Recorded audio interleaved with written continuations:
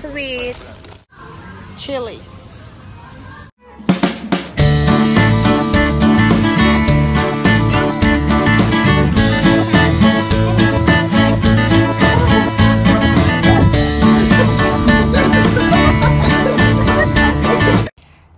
Hello mga kababayan! Kamusta po tayong lahat? My name is Giselle and again, welcome to our channel.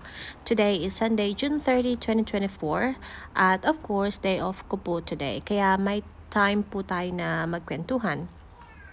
Our topic for today is still related to the cost of living here in Australia kasi ito ang hot topic kahit saan.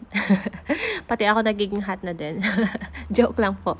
Hindi lang naman dito sa Australia ang may issue ng pagtaas ng cost of living kahit saan naman pong bansa yata. Anyway, pag-usapan natin ngayon kung paano ba tayo makakasave dito kung hindi nga naman tayo mga mayayaman at kung student visa naman, paano makasave kung wala naman ibang nagsusuporta sa atin financially. Of course, mga langga, itong mga sinishare ko sa inyo ay base ito sa aming experience, okay? Kasi nag-start din po kami sa basic step which is student visa.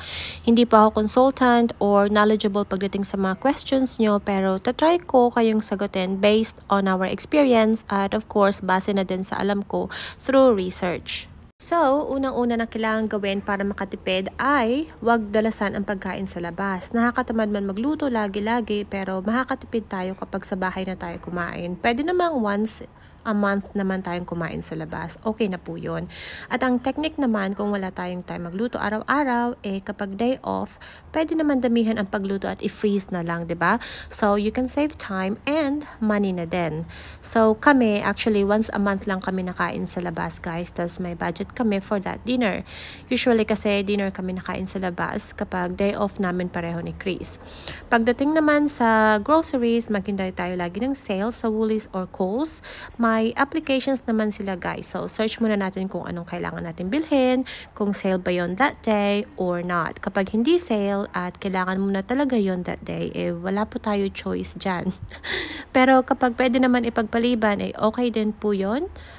Yun po ay depende sa inyo. Pagdating naman sa mga gulay, may mga mura namang mabilhan. Dito sa amin kasi may Coventry Village dito at may Spad Shed din. So, mas mura mamili doon ng mga gulay kaysa sa Coles and Woolies. So, kapag may fresh food supermarket na malapit sa inyo, mas okay po yun. Mas mura po sa kanila. Kapag tayo naman po ay student at nagtitipid po tayo sa panggastos sa pagkain, may mga food shops or food hubs naman po na pagdating alas 3, yung mga foods na $10 to $15 nila nagsisale, guys, from $5 to $7 actually. Yun na yung chance natin na makabili for dinner. Minsan nga sa work ko, late na ako nakakapag-lunch gawa ng kapag busy, di naman mamamalayan ang oras. So, kapag inabot ako ganong time, nakakabili ako ng $7 food. Malaking serve na po yun. Sa mga material naman ng mga bagay, ang Australia, guys, take note, ay laging may sales. So, kung lagi tayo nakaabang din sa sales, ubos din po pera natin. I would say that Australia is also very materialistic. So, kung di naman nga kailangan, kahit sale pa yan, wag na po nating bilhin. Lahat po kasi nagmamahal na. Kaya paraan po para makatipid po tayo, 'di ba? In our case, my mom-in-law po is here. So magaling po siya sa pag-budget at masipag po magawa ng mga side dishes. So madami pong imbak sa fridge na mga gulay which is malaking tulong po sa pagtitipid.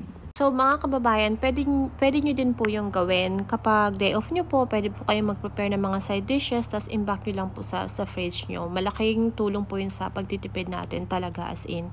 So, yun lang po. Sana po nakatulong ako. Hindi man po sa lahat. Pero I'm sure may makaka-appreciate sa aking munting impormasyon kasi helpful naman po. So, kanina nga pala nagpunta kami ng Asian supermarket dyan sa Coventry at nakabili tayo ng mga Pinoy ingredients. Pero syempre, ang mamahal po. Minsan lang naman, kita nyo yung mga pansit canton o kaya yung isda na yan, yung bangus. Kasi miss na miss ko na yan. Mahal talaga nila, guys. That's $10 actually. Tapos yung pancit canton, parang almost $6 na siya. So, 6 pieces inside in 1 pack. Pero sabi ng asawa ko, okay na po yun. Kasi minsan lang naman kami nakakatikim nga. Ang sarap kasi niya. Yung favorite ko yung yung chili mansi na pancit canton. I know it's not healthy, but still I miss pancit canton. So, ayun po. Salamat po sa panonood, mga kababayan. Mabuhay po tayong lahat. At kindly click like and subscribe na din po kapag hindi pa po tayo nakasubscribe sa channel ng inyong Ate Giselle. Thanks again po. Bye-bye. See you po sa ating next vlog. Pag-usapan po natin sa next vlog natin ang salary natin dito sa Australia. Yun lang po. Bye-bye.